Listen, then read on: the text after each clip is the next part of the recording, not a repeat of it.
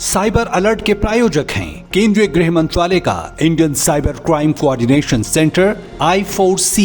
Cyber अपराधियों का मत लो tension, stop, think and then take action. और केंद्रीय इलेक्ट्रॉनिकी और सूचना प्रौद्योगिकी मंत्रालय, सतर्क रहें, साइबर सुरक्षित रहें।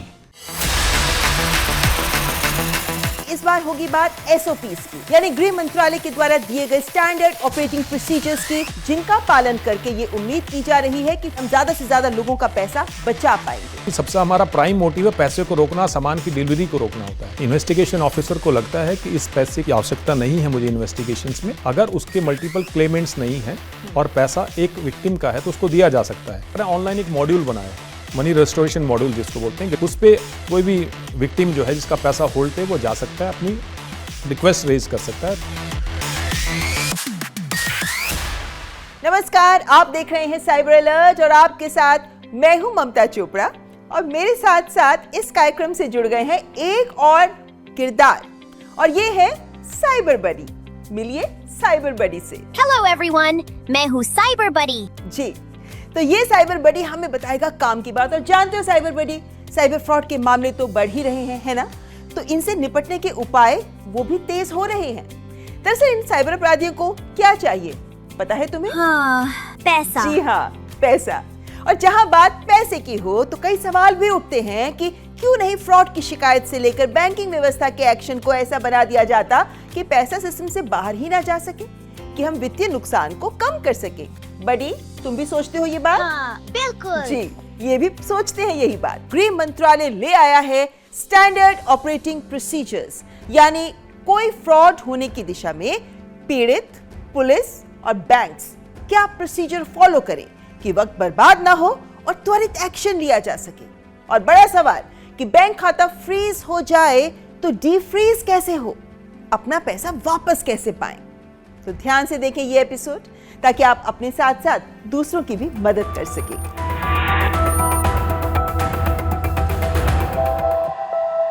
जब भी कोई साइबर अपराध होता है तो सबसे पहला काम होता है शिकायत दर्ज करना।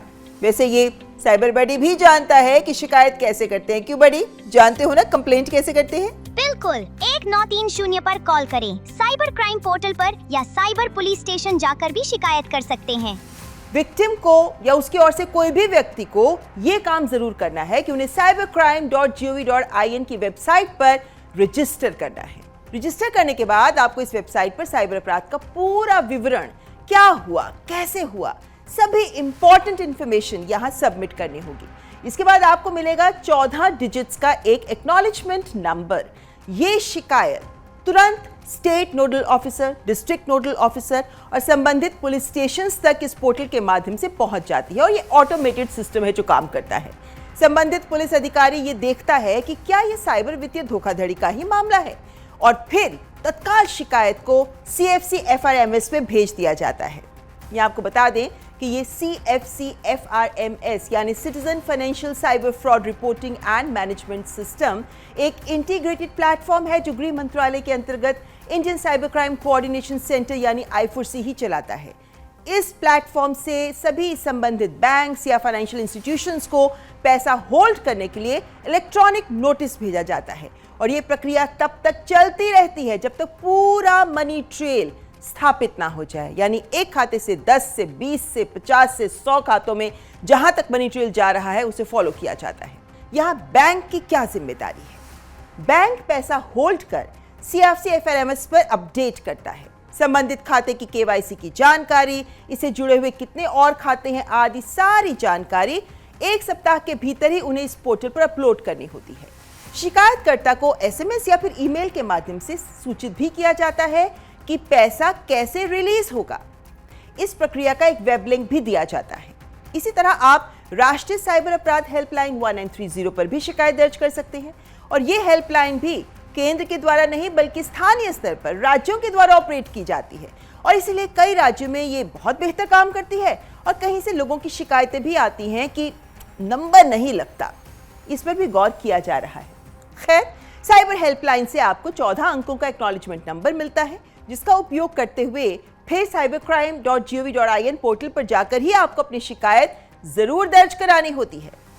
वैसे क्या आप जानते हैं कि आप अपनी शिकायत सीधे अपने बैंक को भी रिपोर्ट कर सकते हैं? बैंक मना नहीं कर सकता। यहाँ बैंक अधिकारी की जिम्मेदारी है कि आपकी ओर से वो साइबर क्राइम पोर्टल पर शिकायत दर्ज करता है और फिर वही प्रोसेस फॉलो की जाती है। और हाँ, आप अपने क्षेत्र की साइबर पुलिस थाने में भी शिकायत कर सकते हैं। पुलिस अधिकारी आपकी शिकायत को फिर इसी पोर्टल पर दर्ज कर देता है। ये पोर्टल इंपॉर्टेंट है, यहीं से आगे सारा काम होता है। वैसे यहाँ ध्यान दें कि केवल उन्हीं शिकायतों में पैसा होल्ड किया जाता है या फिर आपको पैसा वापस मिल पाता है जो या तो इस पोर्टल पर या 1930 पर या फिर साइबर पुलिस स्टेशन में ही दर्ज हो, जहां से दरअसल वो सभी CFC FRMS पोर्टल तक पहुंच जाती हैं। और इसीलिए हम आपको कहते हैं कि तुरंत इन्हीं माध्यमों पर शिकायत अवश्य दर्ज करें। अगला सवाल आता है कि शिकायत के बाद बैंक क्या करते हैं? ये सवाल सबके जहन में रहता है। दरअसल जब CFC FRMS बैंकों को संदिग्ध लेन देन की सूचना देता है, उसके बाद अगर आपका पैसा किसी भी खाते में है तब बैंक रिपोर्ट की गई राशि को होल्ड करें, CFC FRMS पर उसे अपडेट करें। यही प्रोसीजर है। और हाँ, यदि कोई खाता बार बार रिपोर्ट किया जाता है कि इस खाते में पैसा जा रहा है जो फ्रॉड का पैसा है, तो फिर बैंक इस खाते के सभी डिजिटल बैंकिंग सेवाएं जैसे RTGS, NEFT, UPI, ATM card use करना आदि इन्हें सस्पेंड कर सकते हैं या फिर खाते को सीज भी कर सकते हैं। लेकिन आपने यदि शिकायत करने में देर कर दी और अपराधी ATM, क्रिप्टो या अन्य माध्यम से पैसा निकाल चुके हैं, तो फिर बैंक ATM, वॉलेट या ट्रांजैक्शन से आइडेंटिटी एस्टेब्लिश करके उसे भी पोर्टल पर अपलोड करते हैं। कई बार आपका पैसा ई-कॉमर्स प्लेटफॉर्म्स पर शॉपिंग के लिए यूज किया जाता है। अगर ऐसे केसेस में डिलीवरी नहीं हुई है सामान की, तो ऑर्डर रद्द कर दिया जाता है और राशि होल्ड कर दी जाती है। लेकिन अगर डिलीवरी हो चुकी है तो फिर ऑर्डर, उसकी डिलीवरी का एड्रेस क्या है, इसे पोर्टल पर अपलोड किया जाता है। लेकिन अमूमन ये फेक पते होते हैं जिनका ये साइबर अपराधी यूज करते हैं। यदि पैसा किसी क्रिप्टो एक्सचेंज को ट्रांसफर हुआ है और वर्चुअल एसेट सर्विस प्रोवाइडर्स के खाते में रुपए के रूप में अभी उपलब्ध है, तो फिर होल्ड करना संभव हो जाता है। यदि राशि क्रिप्टो में बदल दी गई है लेकिन देश में ही है, तो भी पुलिस के आदेश पर इसे लिक्विडेट कर रुपए में बदलकर वापस दिलाया जाता है। पेमेंट एग्रीगेटर्स या पेमेंट गेटवेज अगर इन्वॉल्व हैं और पैसा एस्क्रो अकाउंट में ही है, अभी सेटलमेंट नहीं हुई है, या फिर म्यूचुअल फंड, ट्रेडिंग और स्टॉक ब्रोकिंग कंपनियों के ट्रेडिंग अकाउंट में ही है, तो फिर ये पैसा भी होल्ड किया जाएगा। अब आता है क्रॉस बॉर्डर मनी ट्रांसफर। यदि इंटरनेशनल ट्रांसफर हुआ है लेकिन अभी सेटल नहीं हुआ है, तो भी पैसा होल्ड हो सकता है।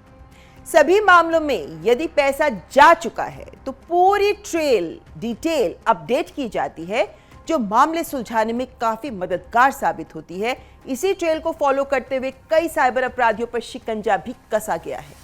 गौर करें, होल्ड, सस्पेंशन या scissor of the bank account, ये केवल और केवल साइबर क्राइम पोर्टल पर CFC FRMS और फिर लॉ एनफोर्समेंट एजेंसीज के निर्देश के आधार पर ही होती है। यही SOP हतोत्साहित करता है कि खातों को बिना किसी कारण के फ्रीज ना किया जाए। यानी ये पूरा SOP है जिसके आधार पर काम होता है। आगे भी इसकी बात करेंगे, लेकिन उससे पहले यहाँ एक ब्रेक के लिए रुकते हैं। आप देखते रहें साइबर अलर्ट। अरे ये पार्सल मेरा नहीं है सर। पुलिस वाले को झूठ बोलता है। अब तुझे पुलिस स्टेशन भी आना पड़ेगा और उसके बाद जेल। मैं एक स्कैमर हूँ। आज मैं पुलिस वाला बना हूँ और ये है मेरा शिकार। मैंने फोन करके कड़क आवाज में सिर्फ इतना कहा कि आपके बेटे के पार्सल में ड्रग्स मिली है। बस इतने में ही डर गए और इनको कर लिया डिजिटल अरेस्ट। सर ऐसा मत करिए प्लीज सर। या तो जेल जाओ या पैसे दो। अच्छा है ना आइडिया और सेटअप? आइडिया बुरा भी है और पुराना भी। अब इंडिया जानता है कि स्कैम कॉल्स में कभी ड्रग्स, कभी किडनैपिंग की झूठी कहानियां बनाकर पैसे लूटते हो। स्कैमर्स के घिसे पिटे तरीकों को मत दो tension. India stop, think then take action. व्यक्तिगत जानकारी के लिए ऑनलाइन अनुरोधों से रहें सावधान।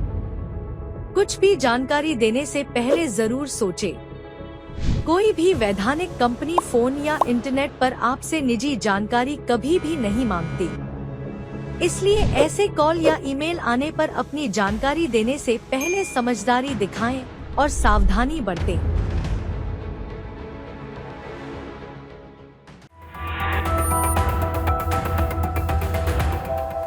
ब्रेक के बाद आपका स्वागत। आप देख रहे हैं साइबर अलर्ट, जिसमें हम बात कर रहे हैं स्टैंडर्ड ऑपरेटिंग प्रोसीजर्स की, जिन्हें होम मिनिस्ट्री ने इसी साल के शुरू में रिलीज किया है। और इसकी खासियत ये भी है कि इसमें टाइम बाउंड तरीके से ही सब कुछ करना है, यानी चाहे पैसा होल्ड करना हो, डिजिटल सेवाओं का निलंबन हो, अकाउंट सीज करना हो, सभी शिकायतों का निपटारा समयबद्ध रूप से किया जाएगा। नेशनल क्राइम पोर्टल पर एक ऑनलाइन ग्रीवेंस रिड्रेसल मॉड्यूल भी संचालित किया जाएगा। स्टेट और डिस्ट्रिक्ट लेवल्स पर डीआईजी से लेकर एसपी रैंक के ग्रीवेंस रिड्रेसल ऑफिसर्स भी नॉमिनेट किए जाएंगे। सभी बैंक और वित्तीय संस्थान केंद्र, राज्य से लेकर ब्रांच लेवल तक ग्रीवेंस रिड्रेसल ऑफिसर्स को नियुक्त करेंगे, जो आपकी शिकायतों पर काम करेंगे। अब बात आती है कि अगर आपके खाते में पैसे को होल्ड कर दिया गया है तो फिर क्या करें? पहला कदम, आप अपने बैंक से कांटेक्ट करें। बैंक आरबीआई के निर्देशानुसार ही काम करेगा। यदि बैंक अपनी शुरुआती जांच में यह पाता है कि लेन देन बिना धोखाधड़ी की मंशा के है, यानी आपकी कोई गलती नहीं है, तो फिर वो शिकायत को अधिकतम 7 दिनों के भीतर CFC FRMS के ग्रीवेंस रिड्रेसल मॉड्यूल पोर्टल पर ही अपलोड करेगा। फिर आती है दूसरी बात, यानी पुलिस जांच। SHO जांच यानी इन्वेस्टिगेटिंग ऑफिसर IO को सौंप देगा। फिर आता है तीसरा कदम, जांच के बाद होता है एक्शन। अगर इन्वेस्टिगेटिंग ऑफिसर यानी IO सेटिस्फाइड है तो फिर 15 कैलेंडर डेज में ही बैंक को आपके खाते से होल्ड हटाने का ऑर्डर दिया जाता है। बैंक होल्ड हटाकर पोर्टल पर अपडेट भी करता है ये जानकारी। लेकिन अगर IO संतुष्ट नहीं है, यानी उसको शक है कि ये खाता और इसका पैसा साइबर फ्रॉड मनी है, तो फिर वो कारण दर्ज करते हुए 15 कैलेंडर डेज के भीतर ही अपना निर्णय पोर्टल पर अपलोड करता है, जिसकी सूचना भी अकाउंट होल्डर को SMS या फिर ईमेल के माध्यम से दी जाती है। फिर आता है अगला चरण, यानी 15 दिनों में अगर कोई निर्णय नहीं लिया जाता तो फिर शिकायत जिला शिकायत अधिकारी को भेज दी जाएगी, जो 15 दिनों में समीक्षा करके अपना निर्णय देगा। निर्णय के अनुसार ही IO फिर कार्रवाई करेगा। लेकिन आपके भी अधिकार हैं। अगर आप अकाउंट होल्डर IO के निर्णय से सेटिस्फाइड नहीं है तो फिर 15 दिनों के भीतर बैंक ब्रांच के माध्यम से आप रिव्यू रिक्वेस्ट दायर कर सकते हैं। यहां 90 दिन का नियम जानना बहुत जरूरी है, यानी शिकायत करने के 90 दिनों में ही अगर होल्ड को लेकर कोई भी वैध आदेश नहीं आता तो फिर बैंक 15 दिन पहले लॉ एनफोर्समेंट एजेंसी को सूचित करेगा।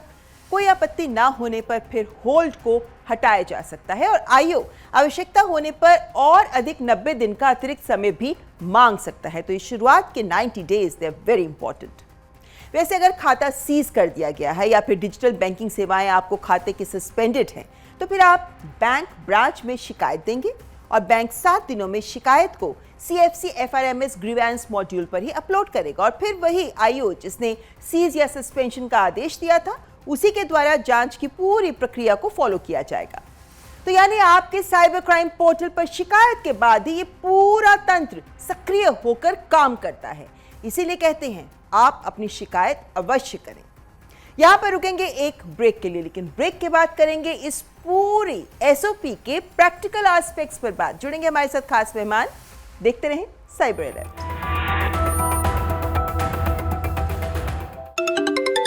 हेलो, नमस्कार विधायक जी, हम पैसा बढ़ाओ इन्वेस्टमेंट बैंक से बात कर रहे हैं। हम आपके पैसे 10 गुना तक बढ़ा सकते हैं। आपको ग्रुप पे ऐड करके प्रूफ भी भेजा है, आप देखिएगा। तुम तो कमाल के आदमी हो यार, हमारा भी पैसा बढ़ा दो। सर ग्रुप पे जैसा बोला जाए बस वैसा करते जाइए। अच्छा, ये तो बहुत। चिंता मत करो, जिस नंबर से तुम कॉल कर रहे हो ना, पुलिस 2 मिनट में उसको देख करके ट्रेस करके पकड़ लेगी तुमको और अंदर। और ये क्या कर दिया महाराज? आप जैसे पढ़े लिखे लोगों को ये बिल्कुल फर्जी इन्वेस्टमेंट ग्रुप का सदस्य बना करके आपको फंसा रहा है। हमको चूना लगा रहा है। बिल्कुल, आप भी कभी भी किसी अनजान सोशल मीडिया इन्वेस्टमेंट ग्रुप में बिल्कुल न जुड़े। और यदि स्टॉक मार्केट में इन्वेस्टमेंट करना हो तो हमेशा सेबी अप्रूव्ड ऐप से ही करें। आपके लालच को बनाकर हथियार साइबर अपराधी करते हैं आप परिवार। शिकार होने पर ये नंबर पे फोन कीजिए 1930 या फिर ये जो वेबसाइट दिया है ना नीचे www.cybercrime.gov.in आपकी स्क्रीन पर, वहाँ शिकायत जो है आप दर्ज करें। व्यक्तिगत जानकारी के लिए ऑनलाइन अनुरोधों से रहें सावधान। कुछ भी जानकारी देने से पहले जरूर सोचें। कोई भी वैधानिक कंपनी फोन या इंटरनेट पर आपसे निजी जानकारी कभी भी नहीं मांगती। इसलिए ऐसे कॉल या ईमेल आने पर अपनी जानकारी देने से पहले समझदारी दिखाएं और सावधानी बरतें।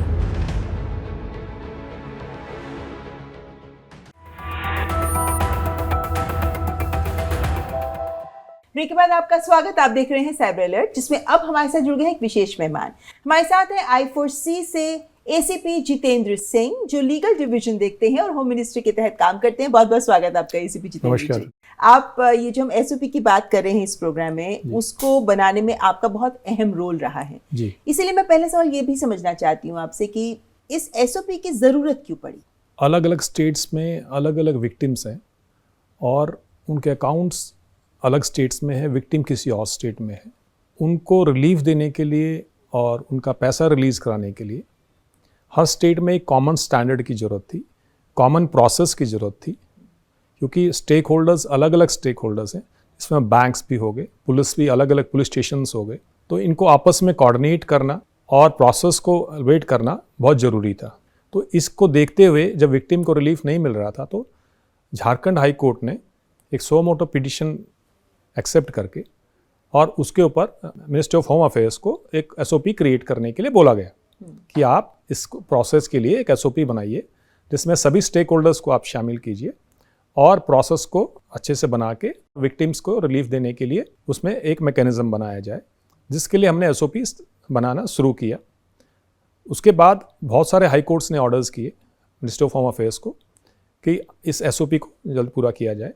तो सभी स्टेक होल्डर्स के साथ कंसल्टेशन करके, जिसमें आरबीआई भी है, मिनिस्ट्री ऑफ फाइनेंस भी था, जिसमें बैंक्स सारे के थे, फाइनेंशियल इंस्टीट्यूशन थे, लॉ एनफोर्समेंट एजेंसीज थी, प्रोसिक्यूशन भी था जिसमें, और लीगल इसमें सलाहकार भी थे। सबको साथ मिलके एक प्रोसेस को बनाया गया। उस प्रोसेस के तहत जितने भी विक्टिम्स का पैसा होल्ड पे आता था, उस होल्ड प्रोसेस को कैसे वापस किया जाए विक्टिम को आसानी से, बिना कोर्ट की इंटरवेंशन के, ताकि उसको ज़्यादा तकलीफ ना हो, लंबे प्रोसेस को फॉलो ना करना पड़े।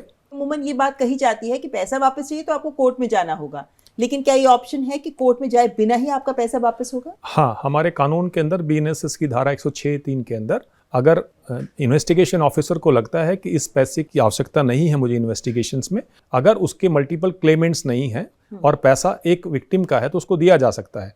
अगर एक से ज़्यादा क्लेमेंट हैं तो उस सभी क्लेमेंट के साथ वीडियो कॉन्फ्रेंसिंग के माध्यम से जुड़ के उन सब से बात की जा सकती है, और जब एनओसी क्लियरेंस मिल जाएगा तो उस पैसे को रिलीज किया जा सकता है विक्टिम को आसानी से। आपको भी ऐसी कौन सी कंप्लेंट्स एमएचए को या I4C को या साइबर क्राइम पोर्टल पर आती रही हैं जिसके आधार पर आपको लगता है बहुत से लोगों को राहत मिल पाएगी? जी, इसमें क्या होता है, साइबर क्राइम के अंदर म्यूल अकाउंट्स यूज होते हैं, मतलब किसी दूसरे आदमी का अकाउंट वो कमीशन पे देता है, रेंट पे देता है, उस अकाउंट को साइबर क्राइम में यूज किया जाता है। अब उस आदमी को भी नहीं पता होता कि मेरे अकाउंट में कितना पैसा आया है और कितना आके चला गया, क्योंकि उसका कंट्रोल उसके पास नहीं रहता है। तो ऐसे केस में क्या होता है कि जो फ्रॉड करने वाले फ्रॉस्टर्स हैं वो उस अकाउंट को अक्रॉस इंडिया यूज करते हैं, बहुत सारे क्राइम्स में यूज करते हैं, जिससे कि विक्टिम और कंप्लेंट जो अलग अलग स्टेट्स में हो जाते हैं। अब उनके पैसे जब होल्ड में चलते हैं एनसीआरपी मैकेनिज्म के जरिए, तो एक बैंक अकाउंट के अगेंस्ट में मल्टीपल क्लेमेंट्स जनरेट हो जाती है। तो मल्टीपल क्लेमेंट्स जब आ जाते हैं, मल्टीपल विक्टिम जब आ जाते हैं, तो उस पैसे को रिलीज करने में बहुत प्रॉब्लम होती है। अगर एक कोर्ट ऑर्डर करती है एक स्टेट की, अगर वो रिलीज करने के लिए ऑर्डर भी कर देता है तो वो बैंक रिलीज नहीं कर पाता है, क्योंकि उस पर ऑलरेडी बहुत सारी इन्वेस्टिगेशन चल रही होती है, बहुत सारे कोर्ट इन्वेस्टिगेशन ऑफिसर्स की उस पर रिक्वेस्ट ऑलरेडी लगी होती है फ्रीज की। तो ऐसे केस में अगर ऑर्डर भी कोर्ट से आ जाता है तो ऐसे सिनेरियो के अंदर बाकी विक्टिम्स को इग्नोर नहीं किया जा सकता। तो बैंक ऐसे केसेस में पैसा रिलीज करने में बहुत तकलीफ हो रही थी उसको। उसके लिए हमने एक प्रो राटा बेसिस पे एक इसके अंदर प्रोसेस जनरेट किया है कि एवरेज मनी कैसे उसको रिलीज किया जाएगा, एक अनुपात के तहत इसको रिलीज किया जाएगा। लेकिन ये अनुपात कैसे डिसाइड? अनुपात, इसका तरीका निकाला गया, बहुत सारे डिसीजंस हमने देखे, इंटरनेशनल जजमेंट्स भी हमने देखी, हिंदुस्तान की बहुत सारे कोर्ट्स की जजमेंट्स हमने देखी। उसके अंदर इस प्रोसेस को फॉलो किया गया था कि अगर सपोज करो 3 विक्टिम है, तीनों विक्टिम का पहला ए का पैसा आया 100 रुपये, बी का आया 500 रुपये, सी का आया 1000 रुपये। तो इस जो पैसा आया एक अकाउंट में इकट्ठा हो गया, इस पैसे में से कुछ पैसा निकल के फ्रॉस्टर्स ने आगे ट्रांसफर कर दिया, जो उसको हम होल्ड नहीं कर पाए। तो जो पैसा बचा है, एवरेज के बेसिस पे किसका कितना पैसा आया है, उस एवरेज के बेसिस पे उस पैसे को डिवाइड कर देते हैं, आपका पैसा इतना है। इस माध्यम से इसको सरल बनाया गया ताकि अक्रॉस द कंट्री इस प्रोसेस को फॉलो किया जा सके और विक्टिम्स को इजीली पैसा दिया जा सके। तो इस केस में भी विवाद हो सकता है, I am not satisfied with the order of the IO, या मैं कोर्ट के ऑर्डर से भी सेटिस्फाइड नहीं हूं, मेरे पास और क्या ऑप्शंस रहेंगे? हमने क्या करा, ऑनलाइन एक मॉड्यूल बनाया है, मनी रेस्टोरेशन मॉड्यूल जिसको बोलते हैं, ग्रीवेंस रिडक्शन मॉड्यूल। उस पे कोई भी विक्टिम जो है जिसका पैसा होल्ड पे, वो जा सकता है, अपनी रिक्वेस्ट रेज कर सकता है। रिक्वेस्ट रेज होने के बाद वो आईओ के पास जाएगी, आईओ पूरी एक्सप्लेनेशन और इन्वेस्टिगेशन उस पर करेगा। अपनी इन्वेस्टिगेशन करने के बाद अपनी रिपोर्ट सबमिट करेगा। अगर उसमें से किसी को लगता है कि मेरा पैसा रिलीज, आईओ ने जो एक्सप्लेनेशन दिया है वो जस्टिफाइड नहीं है, तो डिस्ट्रिक्ट लेवल पे ग्रीवेंस ऑफिसर को हमने अपॉइंटमेंट किया है, तो डिस्ट्रिक्ट लेवल ऑफिसर उसको देखेगा। अगर उससे भी सेटिस्फेक्शन नहीं होता है विक्टिम को, तो स्टेट लेवल ऑफिसर एक एसपी रैंक पे डेजिग्नेट किया गया है जो इसको सुनेगा। उससे भी अगर संतुष्टि नहीं मिलती है तो कोई भी विक्टिम कोर्ट जा सकता है और कानून के माध्यम से जो प्रक्रिया है हमारे कानून के अंदर, उसके माध्यम से वो रिलीज करा सकता है उसको। जी, तो क्या ये जो हम ग्रीवेंस मॉड्यूल कह रहे हैं पोर्टल पर काम कर रहा है, क्या ये तंत्र अभी काम कर रहा है या ये एसओपी में हमने प्रोसेस दिया है, सभी डीजीपी स्टेट्स को हमने ये साहिबान को कॉपी भेजी है और ये मैकेनिज्म उन्होंने नोटिफिकेशन का वो काम चालू हो गया है। ओके। जिससे कि ऑनलाइन आप कहीं से भी बैठ के अपनी रिक्वेस्ट को रेज कर सकते हैं। आप क्योंकि बहुत सारे केसेस आप देख चुके हैं, स्टडी कर चुके हैं बहुत कुछ, एक सिंपल तरीके से समझाएं कि अगर मेरे साथ फ्रॉड हो गया है जी, मैंने बैंक को कंप्लेंट कर दी है या मेरी कंप्लेंट पोर्टल पर जा चुकी है, मेरे पास एक्नॉलेजमेंट नंबर आ चुका है, अब इसके बाद बैंकों की कार्यवाही आगे बढ़ रही है, पैसा, मेरी किस्मत अच्छी है कि मेरा पैसा कहीं किसी अकाउंट पे फ्रीज भी हो गया है, मुझे इस पूरी प्रोसेस में खुद क्या ध्यान रखना चाहिए ताकि मैं एक विक्टिम के तौर पर अपने पैसे को वापस पा सकूं? देखिए, सबसे पहले क्या है कि जैसे ही पैसा कोई आपका होल्ड पे आएगा, आप पैसा होल्ड पे, आपको मैसेज भी मिलेगा और मेल भी मिलेगा, वो दोनों चीज आपको संभाल के रखनी है। जब आपके पास ये पूरा रिकॉर्ड हो जाएगा कि मेरा इतना पैसा होल्ड पे आ चुका है, तो आप कंसर्न पुलिस स्टेशन पे जाएं या अपने बैंक के पास जाएं और वहां से रिक्वेस्ट रेज कर दीजिए। आप रिक्वेस्ट रेज करने के साथ आप जो इन्वेस्टिगेशन ऑफिसर हैं, आप उससे मालूम कीजिए कि मेरे जो बैंक अकाउंट्स में जिसमें पैसा होल्ड पे है उसमें कितनी कंप्लेंट और है। कोई भी रिक्वेस्ट रेज करने से पहले उसको जरूर मालूम होना चाहिए कि मेरे जो अकाउंट है जिसमें पैसा होल्ड पे है उसमें कितनी कंप्लेंट और है। तो क्या आईओ ये बताने को बाध्य है? बिल्कुल बाध्य है, आईओ बिल्कुल बाध्य है। उसके पास इस चीज का मैकेनिज्म है, वो अपने पोर्टल पे जाके एनसीआरपी देख के बता सकता है कि कितनी कंप्लेंट और है।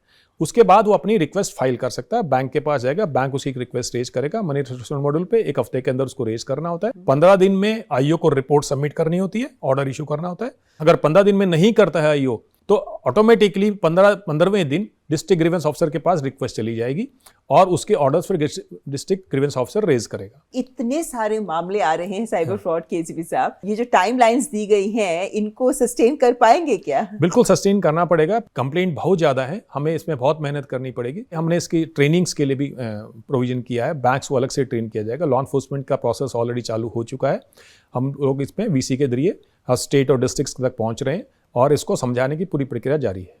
अच्छा, बहुत से ऐसे कंप्लेंट्स आती हैं, खासकर बिजनेसमैन की कंप्लेंट आती है कि भाई हमारे पास पैसा आया और हमारा अकाउंट फ्रीज हो गया, जबकि हमारी इसमें कोई गलती नहीं है, जो पैसा आया वो साइबर फ्रॉड का पैसा पता चला कि खासकर यूपीआई के माध्यम से जो हो रहा है। इस सिनेरियो में क्या ये एसओपी को रिलीफ दे रहा है? बिल्कुल रिलीफ देगा। देखिए, इसमें सारा प्रोसेस लेट डाउन किया कि जिसके एस्क्रो अकाउंट और पूल अकाउंट्स है मर्चेंट्स के, हमने प्रोसेस बनाया है कि इसमें केवल आप पैसा होल्ड पे रखिए उसको, और पैसा होल्ड, क्योंकि हमारा काम है प्रिवेंशन करना। सबसे पैसे को रोक नहीं पाएंगे, अगर पैसा चला गया तो फिर कोई वो नहीं होगा उसका। अगर पैसा रुक जाता है तो उसको हम डिसाइड कर सकते हैं कि वो मर्चेंट का है या विक्टिम का पैसा है, वो एक बात का प्रोसेस है। बट रोकना बहुत जरूरी होता है, क्योंकि अगर हम नहीं रोकेंगे तो जो मर्चेंट जो सामान बेच रहा है या उस पैसे जो क्राइम प्रोसीड्स उसको मिला है या जो फ्रॉड का पैसा उसके पास आया है, उससे उसने सामान दिया है, वो सामान अगर डिलीवर हो जाता है तो फिर वो मैकेनिज्म कंप्लीट हो जाता है, फिर वो सामान भी वापस नहीं हो सकता। पहले हम पैसे को होल्ड पे रखते हैं, उसके बाद इन्वेस्टिगेशन डिसाइड करती है कि पैसा लेजिटिमेट पैसा है, आप इंटेंशन आपकी खराब नहीं है, आप किसी फ्रॉड से तो नहीं मिले में, तो उसके बाद अब इन्वेस्टिगेशन कंप्लीट हो जाती है, हम पैसे को रिलीज करते हैं, अकाउंट अनफ्रीज कर दिया जाता है। ये प्रोसेस है और प्रोसेस एसओपी में क्लियरली डिफाइन किया गया है। ये पूरी जो एसओपी है इसकी शुरुआत है कि आप शिकायत दर्ज करें, और इसके लिए कहा जाता है, बहुत से लोग शिकायत करते हैं कि 1930 बहुत सारे राज्यों में, शहरों में मिलता ही नहीं है, यहाँ पर रिपोर्ट नहीं हो पाती। देखिए, हमारे पास मैकेनिज्म एक से ज़्यादा मैकेनिज्म है। आप पोर्टल पे जाके कंप्लेंट कर सकते हैं, आप कॉल सेंटर पे कॉल कर सकते हैं, नियरेस्ट साइबर पुलिस स्टेशन पे जाके अपना कंप्लेंट रिकॉर्ड कर सकते हैं, बैंक के हेल्प डेस्क पे जाके रिकॉर्ड कर सकते हैं, मोबाइल एप्लीकेशन डाउनलोड करके आप कंप्लेंट लॉन्च कर सकते हैं। आपके पास 5 मैकेनिज्म है और इमीडिएटली आपको लग रहा है कि कोई रिस्पॉन्ड नहीं कर रहा तो आप नियरेस्ट पुलिस स्टेशन जरूर पहुंचे। वहाँ पे जो भी आदमी बैठा उसको हिदायत दी गई है कि कंप्लेंट्स लॉन्च करेगा। रहा समय की बात, समय के लिए हमने अलग से AI बेस्ड टूल हम डेवलप कर रहे हैं जिससे कि कंप्लेंट का मैकेनिज्म में जो समय जाता है वो कम हो जाए। स्पीच रिकॉर्डिंग और रिकॉर्डिंग से उनको ऑटोमेटिकली कन्वर्ट करेगा और प्री डिफाइंड कुछ सेट्स हैं हमारे पास वर्ड्स के, उनको ऑलरेडी हम प्री डिफाइंड करके रखेंगे जिससे कि कंप्लेनेंट को दिक्कत ना हो, समय कम लगे उसके अंदर। हमने पैसा रोकने के लिए ऑलरेडी APIs जनरेट कर दी हैं, इंटीग्रेशन कर दिया हमारे पोर्टल के साथ बहुत सारे बैंकों का। वो भी एक मैनुअल प्रोसेस भी हमने कम कर दिया है जिससे कि वो मैनुअल प्रोसेस ज़्यादा ना पड़े।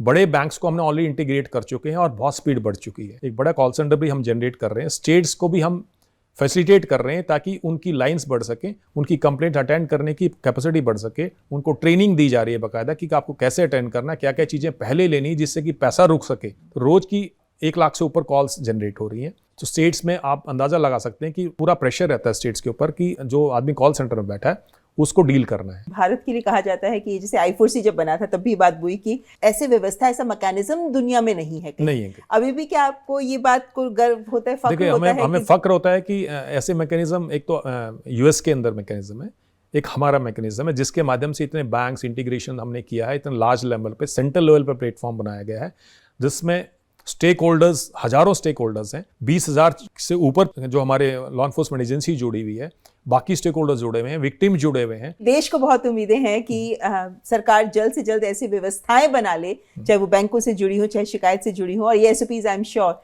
बहुत हेल्प करेंगी कि आम लोगों को राहत ज्यादा मिल सके। बिल्कुल। कार्यक्रम के अंत में लोगों से आप क्या कहना चाहेंगे, योर मैसेज? जैसे हमारे PM साहब ने मैसेज दिया है, रुको, सोचो और एक्शन लो, उस पर जरूर फॉलो करें। खासकर सीनियर सिटीजन्स को मैसेज देना चाहता हूँ, डिजिटल अरेस्ट के बहुत केसेस बढ़ रहे हैं।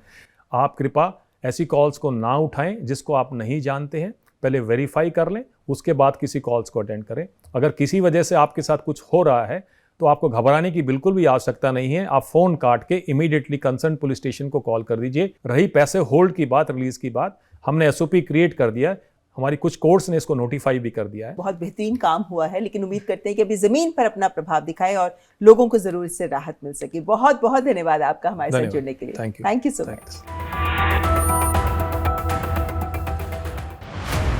केंद्र सरकार ने AI से तैयार सिंथेटिक कंटेंट और डीप फेक कंटेंट का दुरुपयोग रोकने के लिए IT नियम 2021 में संशोधन कर नए दिशा निर्देश भी जारी किए हैं। ये नियम 20 फरवरी से लागू होंगे। इनके अनुसार सोशल मीडिया प्लेटफॉर्म्स को आपत्तिजनक या गलत AI कंटेंट को 3 घंटे के भीतर हटाना होगा। AI जनरेटेड कंटेंट को स्पष्टता से लेबल करना अनिवार्य होगा। यूजर्स को भी कंटेंट अपलोड करने पर यह बताना होगा कि वो AI की मदद से बनाया गया या बदला गया है। प्लेटफॉर्म्स को ऐसे कंटेंट में मेटा डेटा या यूनिक आइडेंटिफायर्स जोड़ने होंगे ताकि ये पता लगाया जा सके कि कंटेंट कहां बना, किस सिस्टम से बना और कहां से फैला। कुछ तरह के सिंथेटिक कंटेंट को सीधे अपराध भी माना जाएगा और कानून के तहत इस पर कार्रवाई होगी, जैसे बच्चों के खिलाफ यौन शोषण से जुड़ा कंटेंट, अश्लील सामग्री, किसी व्यक्ति की पहचान या आवाज को गलत तरीके से पेश करने वाले डीप फेक्स। अब सिर्फ यूजर नहीं, प्लेटफॉर्म भी जिम्मेदार होगा। अगर सोशल मीडिया कंपनियां इन नियमों का पालन नहीं करती हैं, तो उनकी कानूनी सुरक्षा, जिसके तहत वे यूजर के पोस्ट के लिए कानूनी रूप से जिम्मेदार नहीं ठहराए जाते, खत्म हो सकती है। तो आज कार्यक्रम में हमने की बात SOP के बारे में, जिसका पालन सभी एजेंसीज, बैंक्स, विक्टिम्स और पुलिस भी करेगी ताकि हम साइबर फ्रॉड्स के जरिए होने वाले नुकसान को कम कर सके। कैसा लगा आपको ये कार्यक्रम? हमें लिख भेजिए। हमारा ईमेल ID cyberalert.ednews@gmail.com। अगले हफ्ते फिर होगी मुलाकात और मिलेंगे एक और महत्वपूर्ण साइबर विषय के साथ। तब तक हमारी पूरी टीम को दीजिए इजाजत। नमस्कार, जय हिंद। साइबर अलर्ट के प्रायोजक थे केंद्रीय गृह मंत्रालय का Indian cyber crime coordination centre I4C। Cyber अपराधियों का मत लो tension, stop, think and then take action. और केंद्रीय इलेक्ट्रॉनिकी और सूचना प्रौद्योगिकी मंत्रालय। सतर्क रहें, साइबर सुरक्षित रहें।